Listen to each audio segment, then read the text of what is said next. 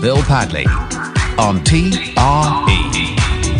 Talk Radio Europe. 10:31 on TRE, Talk Radio Europe, your voice in Spain. Bobbie Neate is the author of a new book, Conspiracy of Secrets, in which she reveals that her stepfather, Louis Stanley, was the illegitimate child of then Prime Minister Herbert Asquith, conceived while he was in office and ordering British troops into battle for World War I.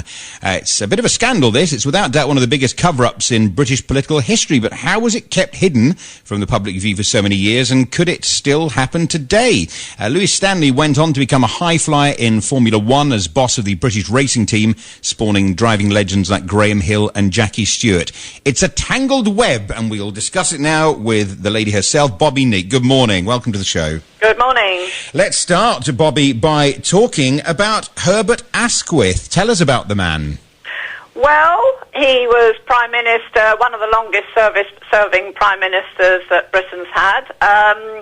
He was known as a very dynamic Prime Minister in peacetime, but he floundered very badly in wartime. And he was very intelligent, had one of the most intelligent cabinets or ever, managed to control all the very high-powered people, including Winston Churchill. Was highly respected.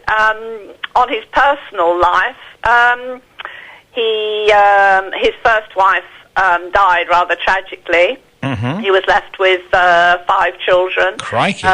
He married again, Margot Asquith, who became rather bitter and twisted because she lost 3 babies. Oh, okay. And then he was certainly a bit of a letter writer, wasn't he? Because he wrote 560 passionate love letters to this lady, Venetia Stanley. That is right. Now, the interesting thing there is that my stepfather, as you've said, was called Louis Stanley. And I have evidence that he was the illegitimate son of this relationship going on probably between 1908 and 1915. I believe that my stepfather was born in 1911 or 1912. His birth certificate is a pack of lies, so we don't know all that.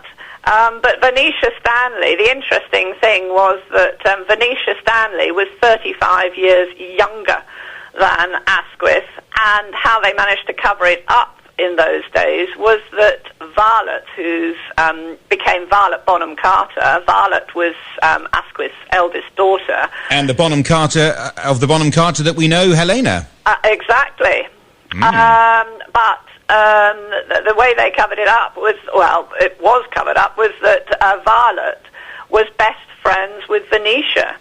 And they used to go on holiday together as children, and then later on, whenever Asquith went out, he took Violet, but of course, Venetia went as well. How clever. Well, it worked, didn't it? Because it was covered, and you had a dogged determination in finding all this out. Well, I did, yes. It took me 9 years to write the book and sort of 5 years full-time research, because it is an amazing cover-up, and it all involved my own childhood memories. Stepfather was very, very secretive. Now we realise that we're adults, there's 4 children, and he did let go of 1 or 2 important snippets.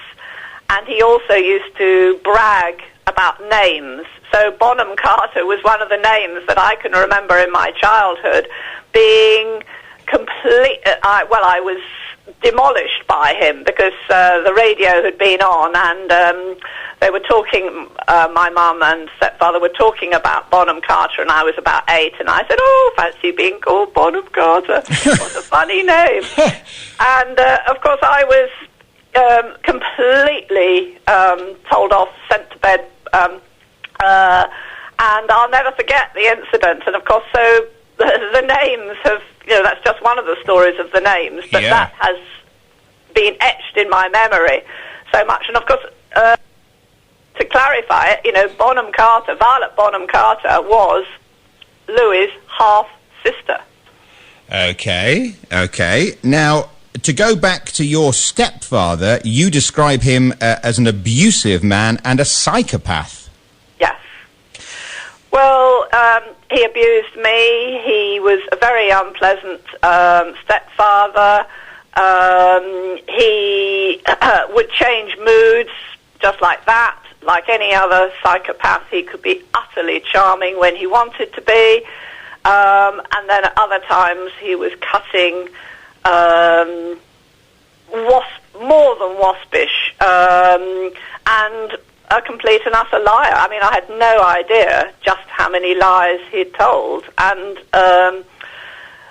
how devious and manipulative he was. Psychopaths tend to be, very intelligent, and he was very intelligent and manoeuvred his way around the world, really. And clearly very successful, because he was the boss of the British racing team in the period when Graham Hill was world champion and Jackie Stewart was learning his trade. Exactly. Well, Graham Hill was a family friend, and I remember him saying, Louis, you deal with this. You're the one who can cut through all the red tape. Everybody knew that Louis was a manipulator, and he, if he wanted something, he was going to get it, and he pushed out all the boundaries and lied through his teeth, yes. So back to Herbert Asquith then. So here we are. He's the Prime Minister. He's sending British troops to fight in World War I. He's having this affair with somebody 35 years his junior. And he's doing all kinds of bizarre things, like rearranging meetings of the War Cabinet so he can be with her. He discussed affairs of state with her, even delayed a meeting with the King for her. Exactly. That's extraordinary stuff. Well, it is utterly extraordinary, and the thing that makes me so amazed is that no historian or politician or anybody has made... It's not... Some of these letters have been out since 1982. Why were they given to a Liberal peer, and why were most of the more scandalous letters left in the Bodleian and not included in the book? So that, I've got to go and dig around to get some of the more scandalous letters. The fact that you cancel an interview with the King to be with your lover is, surely it is headlines, Yeah. And also, given the fact that, as you mentioned, Winston Churchill, who was then the First Lord of the Admiralty, was so appalled by his obsession with the Venetia that he described the letter writing as England's greatest security risk. Yeah. I mean, that's a total scandal. And why did Winston Churchill keep his mouth shut and not demand that this was sorted out? Well, all I can say is I don't know. I mean, it's quite extraordinary, quite extraordinary. And why was Asquith so domineering? Was he? Louis was very, very similar in character and constitution to Asquith.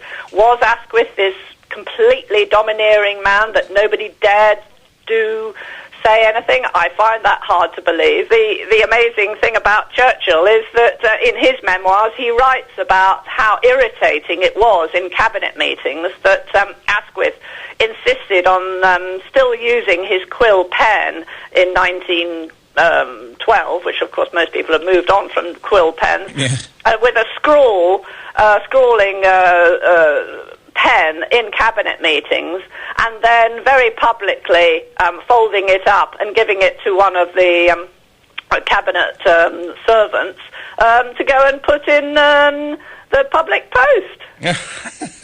One of the stories you also talk about is that when you were doing your research, you arranged a meeting with Lord Brock, and when you brought up the subject of the Prime Minister's love letters, he became nervous and asked you to leave. Yes.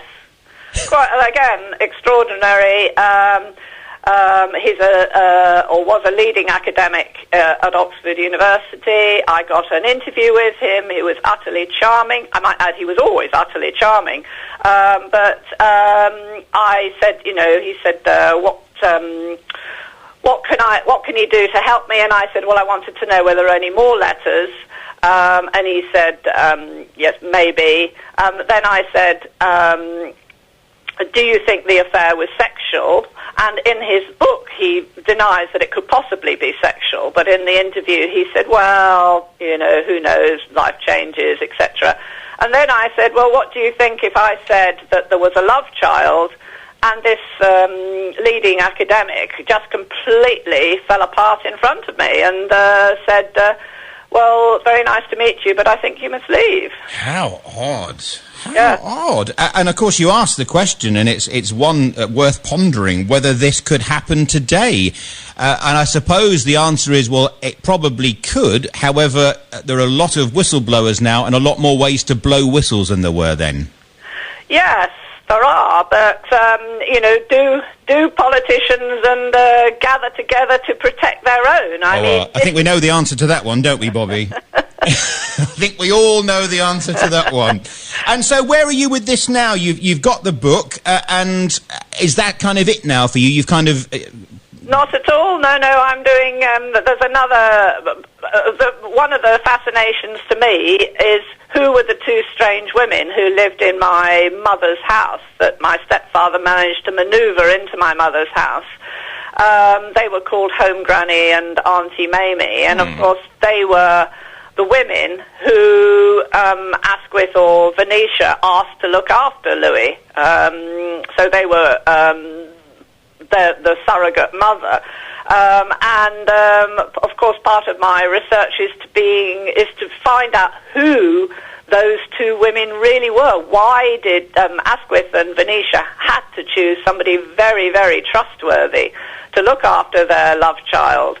And that's been, you know, all part of the research, and that's all ongoing as well. Well, I tell you what, it's an incredible story, Bobbie, and well done to you for unearthing it all. Do you know what? I mean, I know it's a very personal thing to you with your stepfather being involved. It'd make a cracking film. It would indeed, yes. That would certainly get the word out there, wouldn't it? It would, yes. Well, Bobbie Neate, thank you so much for joining us, and good luck with your further research. Please come back on and talk to us again. And for those who want to have a look at your book, it's called Conspiracy of Secrets. It is, and look at my blogspot as well, bobbieneateblogspot.com. And that's neat with an E on the end. It is. It is. Well, thank you ever so much, Bobbie. Bobbie IE. Oh, it is indeed, yes, Bobbie IE as well. Yes, a complete change of spelling on both names. BOBBIENEATE. There we go. Thank you, Bobbie, very much indeed. Good luck with your future research and have a lovely weekend. Thank you. Thanks for talking to us. Bye-bye.